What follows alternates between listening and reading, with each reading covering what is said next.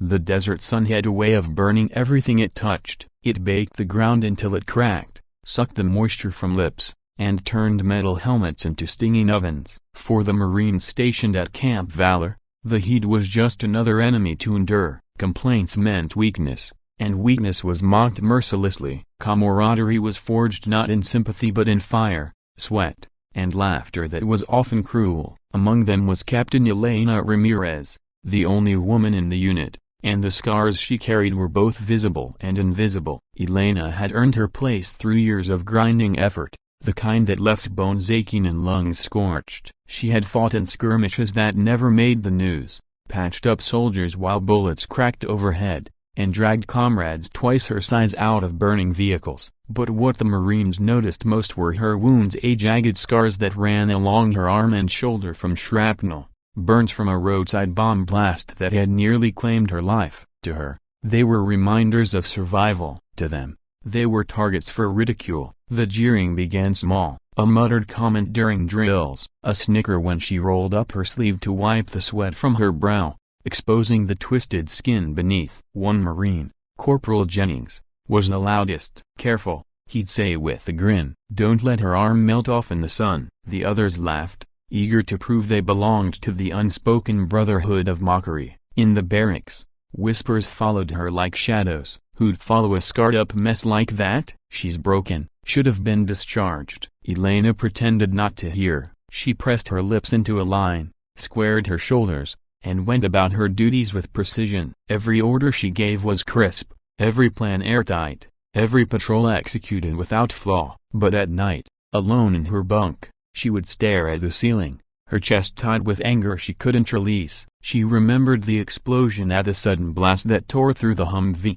flames licking her skin, the sound of her own screaming muffled under the ringing in her ears. The surgeons had done what they could, but the scars remained, brutal and raw. She had chosen to come back, to prove that she was more than broken flesh. And yet, it seemed her brothers in arms could only see her wounds. The breaking point came one blistering afternoon on the training field. The Marines were running close-quarter drills, simulating urban combat scenarios. Sweat streamed down their faces, boots pounded against packed dirt, rifles clattered. Elena barked orders, her voice sharp and steady, but Jennings couldn't resist. As she reached for the training dummy, her sleeve slipped back, exposing the burn marks that traced her arm like lightning.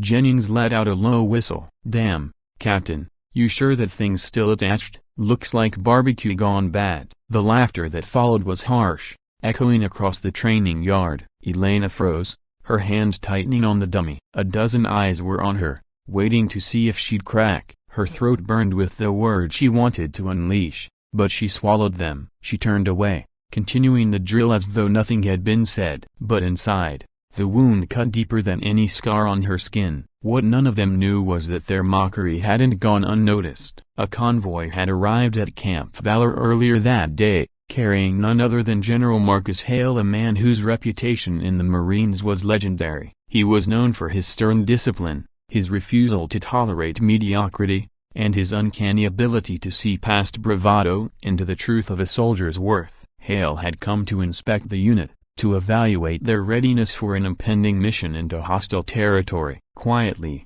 without fanfare, he watched from the sidelines as the drills unfolded. When Jennings made his cruel remark, Hale's eyes narrowed. He said nothing at first, his jaw tightening as he observed Elena's composure in the face of humiliation. He saw the way she forced herself forward, the way she did not allow the ridicule to shake her command. He noticed how, despite their mockery, the Marines still moved at her orders, unconsciously respecting the authority they pretended to reject.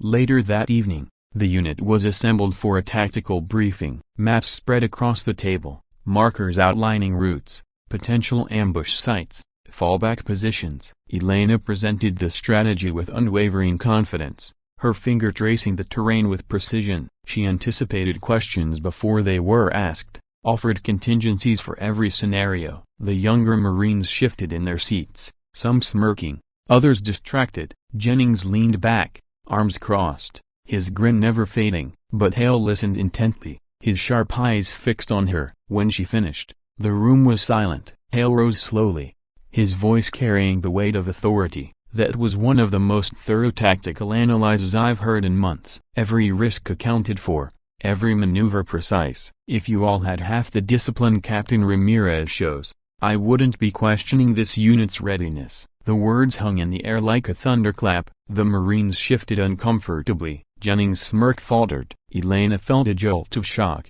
though her face remained composed. Praise from Hale was rare, almost mythical. But the general wasn't finished. His gaze swept across the room, cold and unyielding. "I heard the comments today. I heard the laughter. Do you think those scars make her weak? Do you think surviving an explosion and coming back to serve makes her less of a Marine? Let me tell you something, every mark on her body is proof she's faced death and kept fighting, while some of you were still learning to tie your boots. She was dragging bleeding soldiers out of fire. Those scars are not shame, they are honor carved into flesh." The silence that followed was suffocating. No one dared to breathe. Jennings stared at the table, color rising in his face. Elena sat motionless, her chest tightening as the weight of the general's words pressed down on her. Hale stepped closer to her, his voice softening but still carrying strength. "Captain Ramirez, you don't need their validation. You've already proven yourself in ways most of them can't imagine. And one day,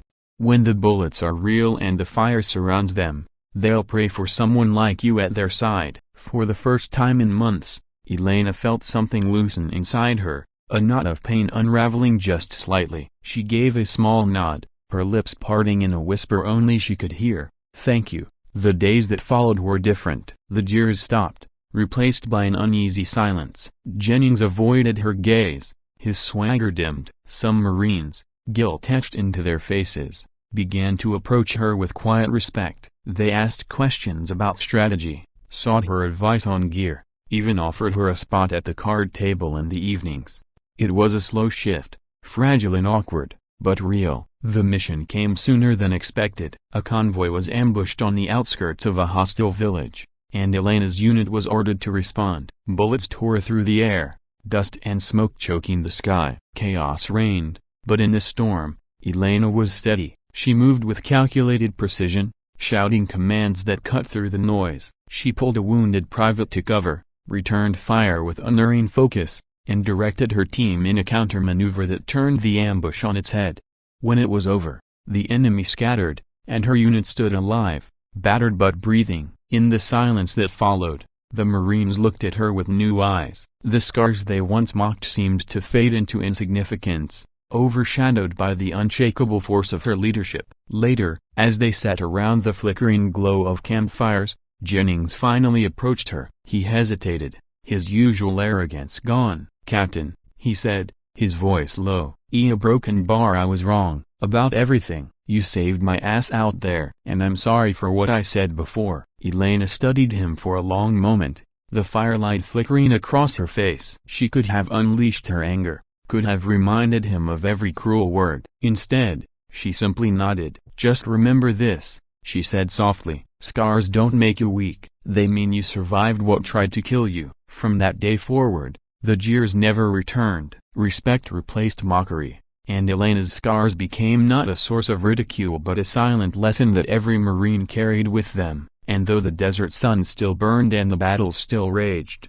Captain Elena Ramirez walked with her head high, no longer burdened by shame, because in the moment the general had watched in awed silence, she had been seen not as broken, but as unbreakable.